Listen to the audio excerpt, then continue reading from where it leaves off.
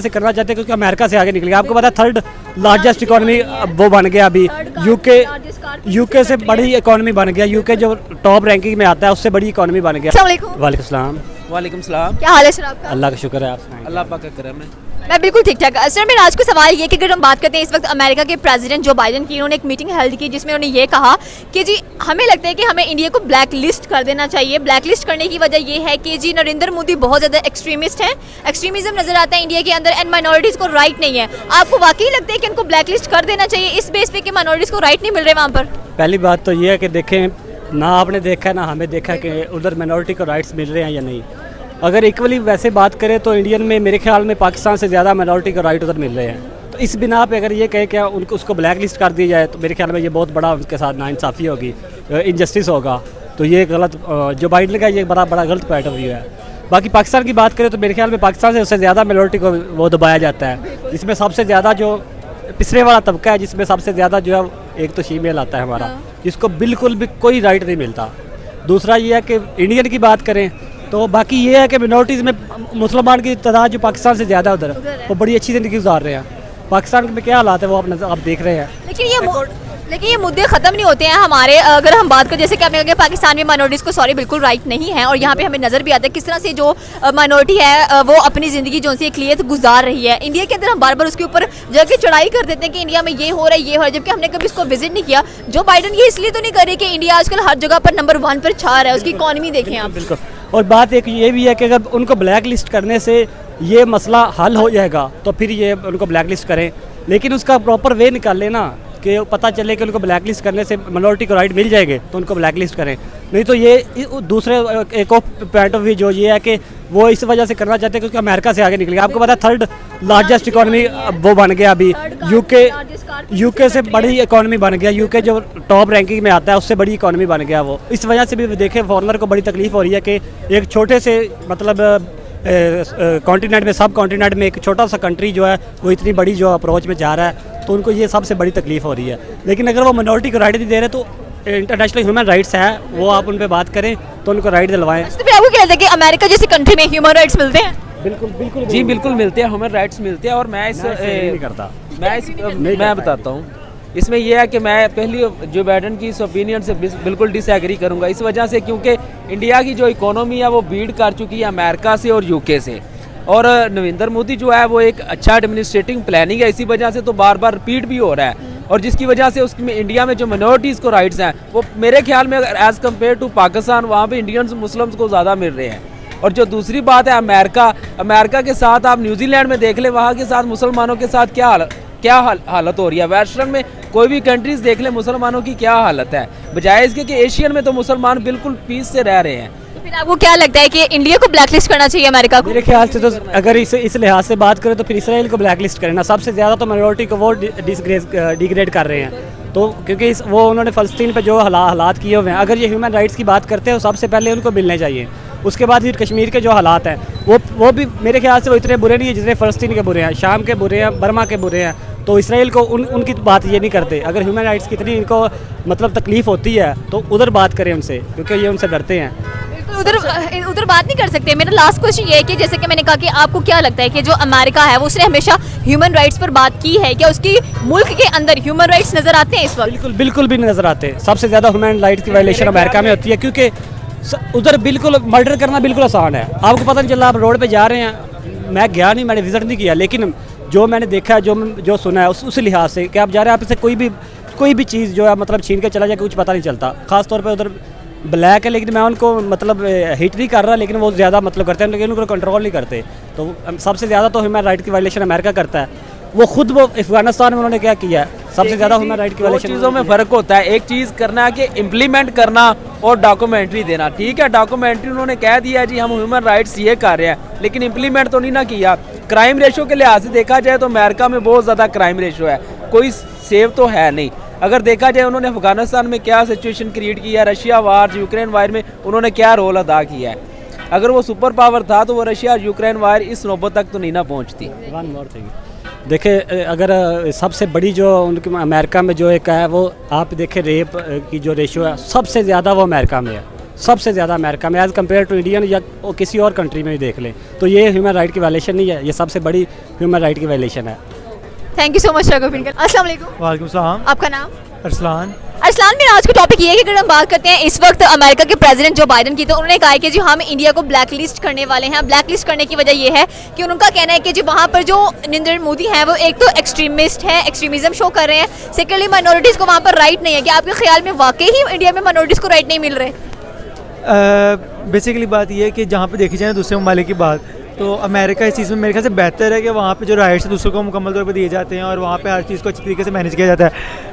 और ये जो बात आपने किया, मुझे नहीं इस पे बिलीव कि इस तरह कुछ हुआ होगा, क्योंकि वहाँ पे ना हर चीज़ बहुत अच्छे तरीके से मैनेज की जाती है, जिसका जो हकूक़ है उसको दिए जाते हैं, जिसकी जो चीज़ है उसको दी जाती है। इवन डैट कि वहाँ पे कुछ ये मनी की भी रह जाती है ना, तो वो मुझे वापस आ जाएगी, रिटर्न बैक आ जाएगी, पता नहीं कैसे आएगी, कब आएगी, क्यों आएगी, बट आ जाएगी। तो ये चीज़ मैं बिलीव नहीं करता, ऐसा कुछ नहीं है। अच्छा, तो फिर हम हमेशा क्यों कहते हैं कि जो इंडिया के अंदर मुसलमान हैं, मुसलमानों के अलावा भी माइनॉरिटीज़ रहती हैं, उनको हकूक़ नहीं मिल रहे? हालांकि हम पाकिस्तान की बात करते हैं, हकूक़ तो हमें यहाँ पे भी नहीं मिलते। नहीं, बात की जाए ना अगर इंडिया के, वहाँ पे इंडिया के लोग मुसलमानों को ज़्यादा ख्याल करते हैं। मैंने इवन वीडियोस देखी हैं, रमज़ान में इतना रिस्पेक्ट दी जाती है। वो रमज़ान स्पेशल कहते हैं, सहरी कर लिया, अपनी इफ्तारी कर ली, खजूर खाई, मतलब बड़ा अच्छा मुझे लगा देखे। और मेरे अंदर वो तरह सा हुआ भी, यार मैं इंडिया जाऊँ, ऑब्जर्व करूँ क्या चीज़ किस तरह, तो इस तरह कोई सीन नहीं है वहाँ, बहुत अच्छी तरीके से मैनेज किया जाता है सब। तो फिर हम बार बार क्यों इल्ज़ाम लगाते हैं, जैसे कि अमेरिका के कहने पर पीछे सबको पता है कि इंडिया आजकल बूस्ट पर जा रहा है, हर तरक्की कर रहा है, वो किसी भी कोई भी ऐसा स्टेप नहीं है वो जो नहीं ले रहा, जो उनको तरक्की की तरफ ना लेकर जाए। तो आई थिंक सो काफ़ी लोग जो है वो जलस होना स्टार्ट हो गए हैं इंडिया से और उस पर इल्ज़ाम लगाना स्टार्ट कर दिए हैं।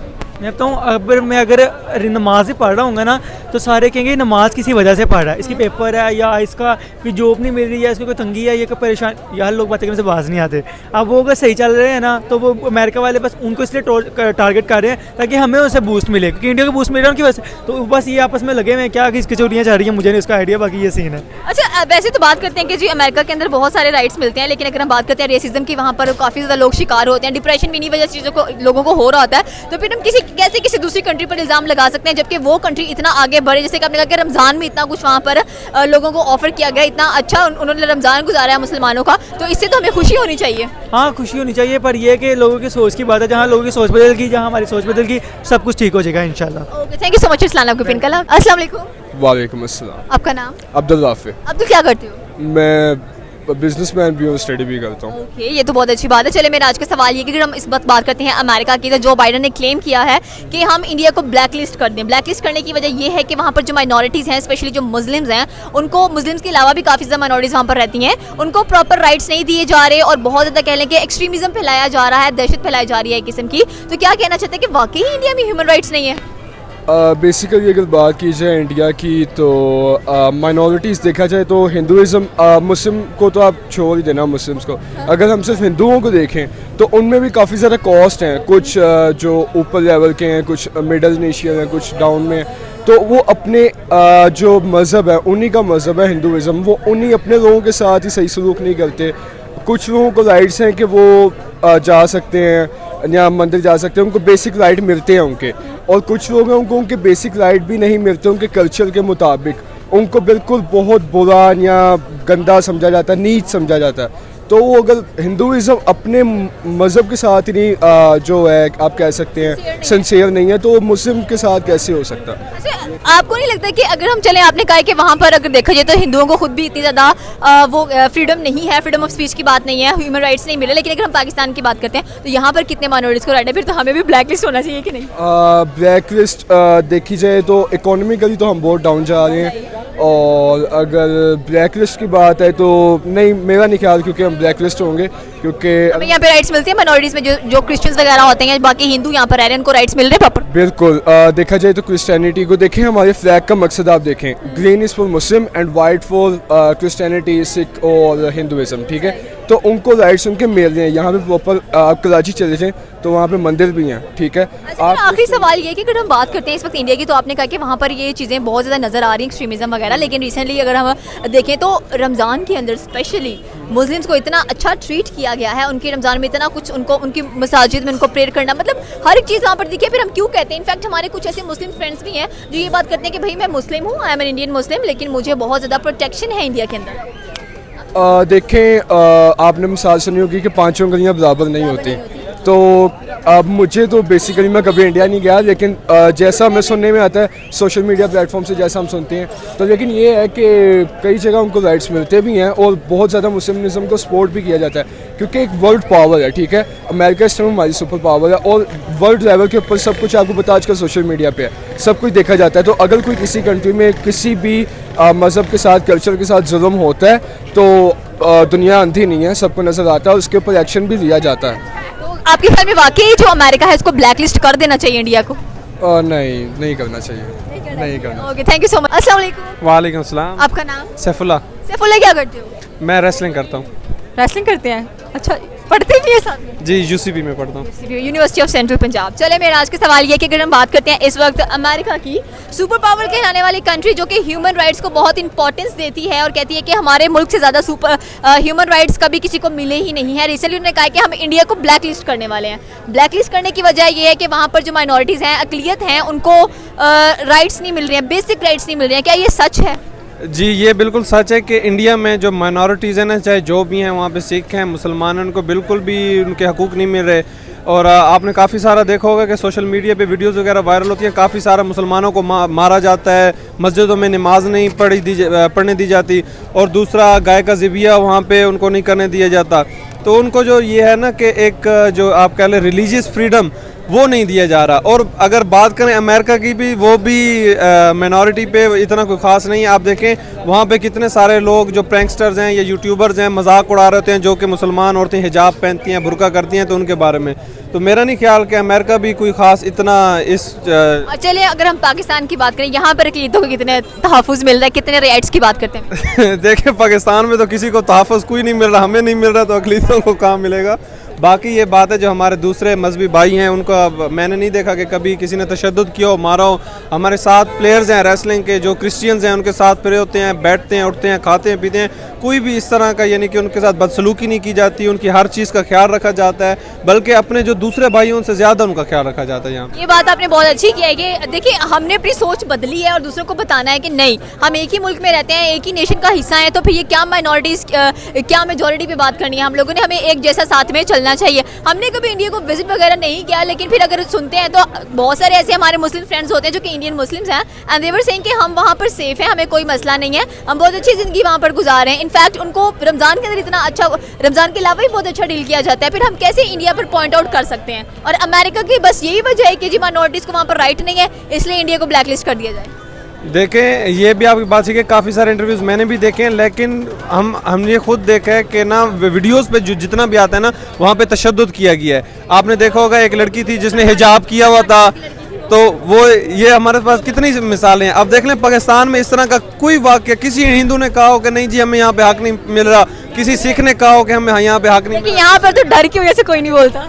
नहीं, इस तरह कोई बात नहीं है। आप यकीन जाने, मैं आपको फिर दोबारा बता रहा हूँ, हमारे साथ क्रिश्चियन बंदे रह रहे हैं, बिल्कुल उनके साथ हम दीनी मजाक भी करते हैं, एक दूसरे के साथ शुगल मेला सब कुछ लगाते हैं, ना वो गुस्सा करते हैं ना हम, और बिल्कुल मज़े से रह रहे हैं।